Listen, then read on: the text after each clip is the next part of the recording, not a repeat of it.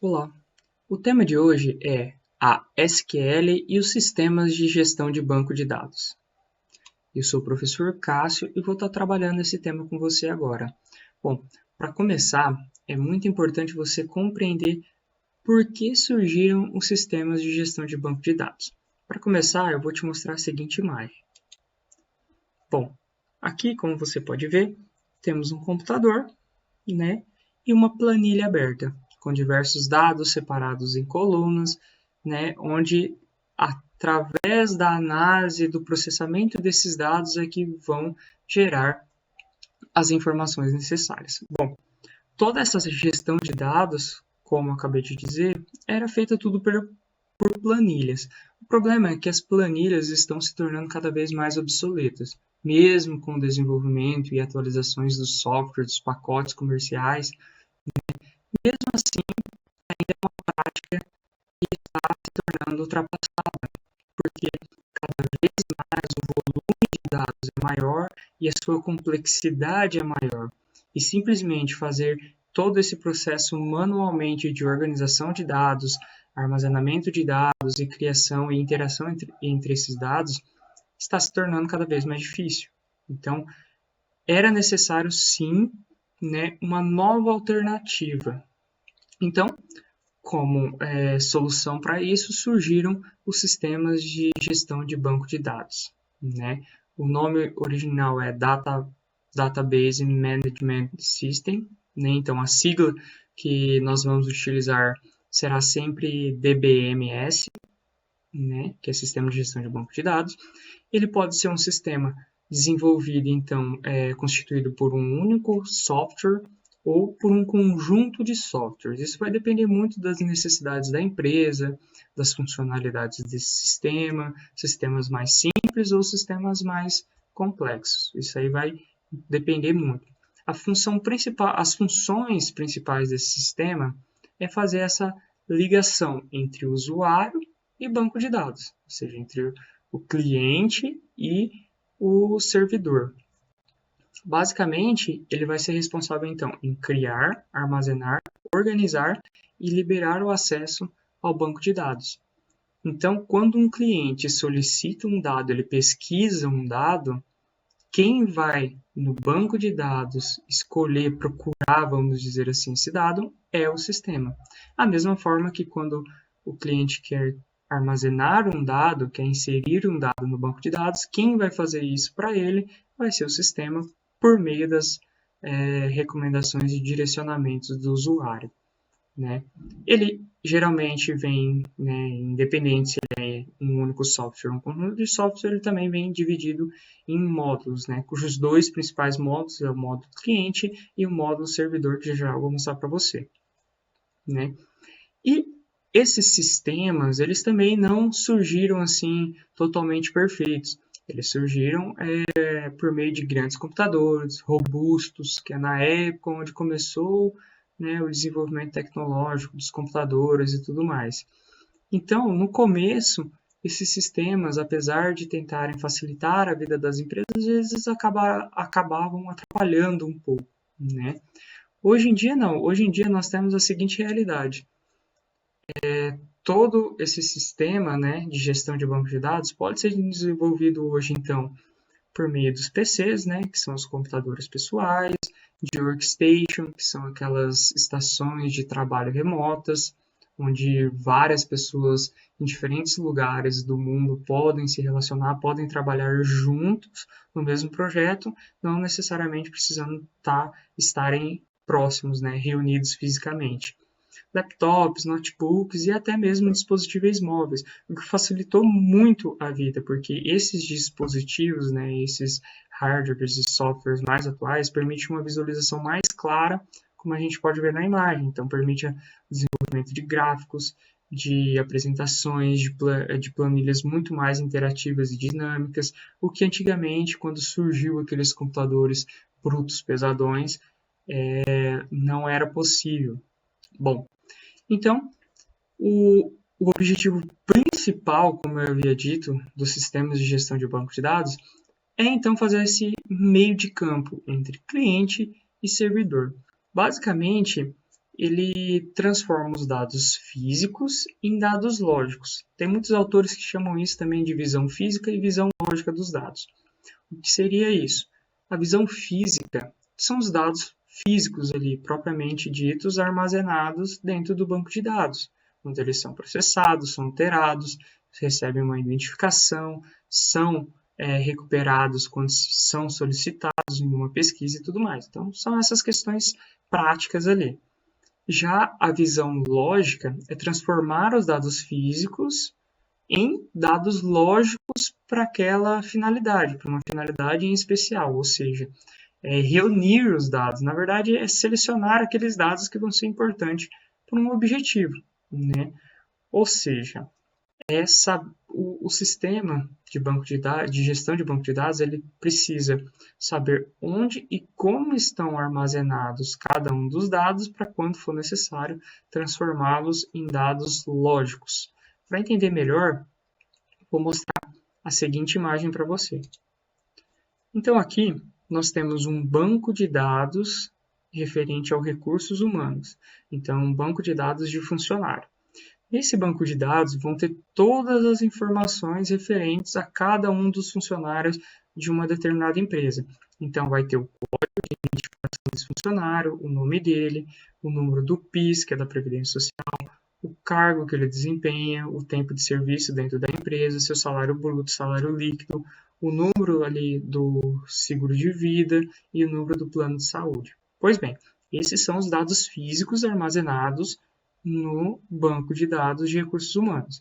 Aí, o sistema de gestão de banco de dados, né, que é aquela sigla ali SGBD, que é a sigla em português, né, que é a mesma coisa que DBMS, esse sistema, então, ele tem que converter esses dados físicos em dados lógicos. Como assim? Selecionar aqueles dados que vão ser importantes para uma determinada funcionalidade ali. Então, por exemplo, para o primeiro lá de cima, né, que é o responsável por liberar os benefícios aos funcionários. O que ele precisa para poder liberar os benefícios? Então, o sistema vai analisar a necessidade desse usuário e vai liberar para ele dados lógicos para ele, lógicos para a ação, ou seja, o nome, o número da Previdência Social e o plano de saúde. Esse responsável por gerar e liberar os benefícios, ele não precisa, por exemplo, do tempo de serviço, do cargo ou valor de salário. Ele precisa apenas desses 3 dados ali mais importantes. Já o de baixo, que é o responsável por gerar a folha de pagamento do funcionário, aí ele precisa de outras informações. Coincide de precisar do nome, do PIS, para poder realizar o pagamento ali do imposto, mas ele vai precisar também do salário bruto e do salário líquido para poder gerar essa folha de pagamento. Então, essa é a lógica, é a utilização lógica desses dados. Uma visualização física é o que está dentro do banco de dados e, para a finalidade, é uma visualização lógica. Então, essa é a função principal ali desse sistema de gestão de banco de dados, que, como eu havia dito, ele pode ser dividido em 2 módulos. Um módulo servidor, que é o responsável pelas atividades técnicas de armazenamento de dados, ou seja, toda essa interação ali de máquina, vamos dizer assim, para guardar esses dados físicos, e o módulo cliente, que é constituído por interfaces que ajudam a interagir com o usuário e a facilitar essa comunicação. Bom, nesse módulo cliente, que é um dos módulos principais, basicamente o mesmo módulo servidor. Algumas com algumas funcionalidades a mais, outras a menos, mas na essência é a mesma coisa. Só que o módulo cliente, aí ele pode variar um pouco, né? Ele pode apresentar outras interfaces dependendo do sistema. Então, basicamente, existem 6 interfaces predominantes dentro desse mundo de sistema de gestão de banco de dados. A primeira interface é chamada de interface baseada em menus, MBI, Menu Based Interface. Bom, é desenvolvida então, direcionada àqueles clientes web e de navegação, ou seja, aqueles usuários que utilizam-se de sites para acessar os bancos de dados. Bom, como o próprio nome sugere, são feitos menus, então tem botões interativos em que o usuário pode clicar nesses botões, acessar esses menus e ir encontrando ali o dado que ele precisa, as informações que ele precisa. Bom, elimina a necessidade de digitar e de decorar comandos, então o usuário não precisa fazer linhas e códigos de programação ali para poder acessar um dado. Ele simplesmente vai clicando nos botões e selecionando aquilo que for mais interessante para ele.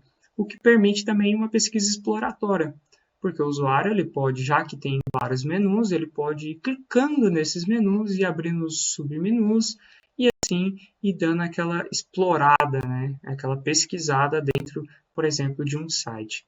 Outra interface que nós temos é a interface baseada em formulários, FBI, Forms Based Interface, né?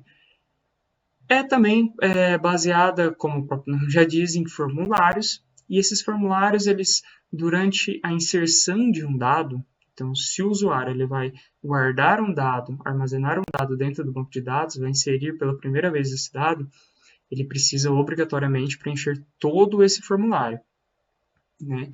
Depois, numa próxima vez, quando ele vai consultar um dado que já está presente, ele não precisa preencher todo o formulário, ele preenche parcialmente esse formulário.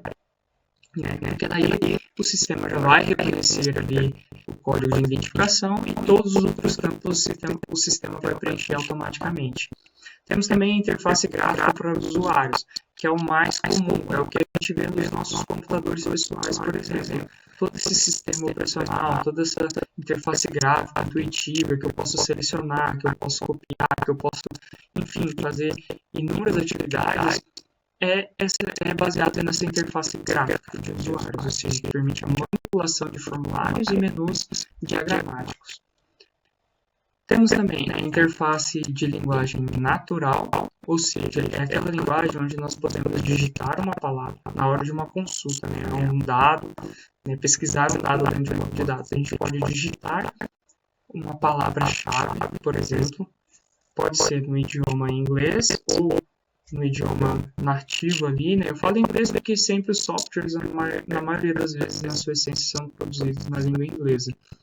Mas ele pode digitar uma palavra e depois vai promover uma interação. O sistema vai, por meio daquela palavra, vai reconhecer e vai sugerir outras informações aos usuários. É a mesma coisa quando a gente pesquisa, por exemplo, tem muitos sites agora interativos que você digita, por exemplo, cartão de crédito.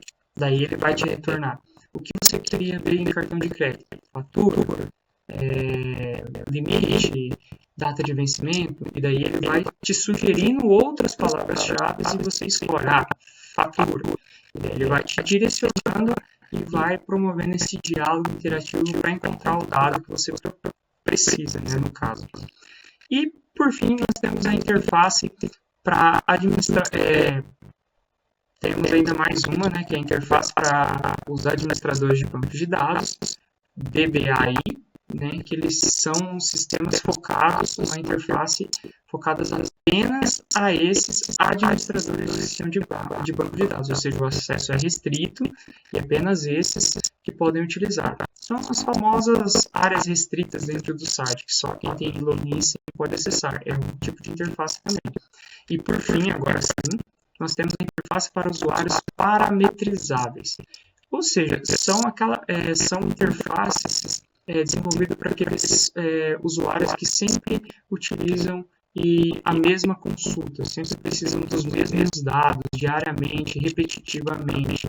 Então, são para operações repetitivas, reduz os comandos, porque daí ele pode simplesmente clicar no botão. Se ele sempre, por exemplo, um caixa de supermercado, ele sempre precisa da lista de hortifruti para saber o preço de cada item. Então, ele acessa aquela lista várias vezes ao longo do dia. Então, para reduzir o trabalho dele, coloque-se um botão ou uma tecla, né, que já apresenta diretamente todas essas informações. Então, é esse tipo de interface, ou seja, reduz as teclas e os cliques no sistema.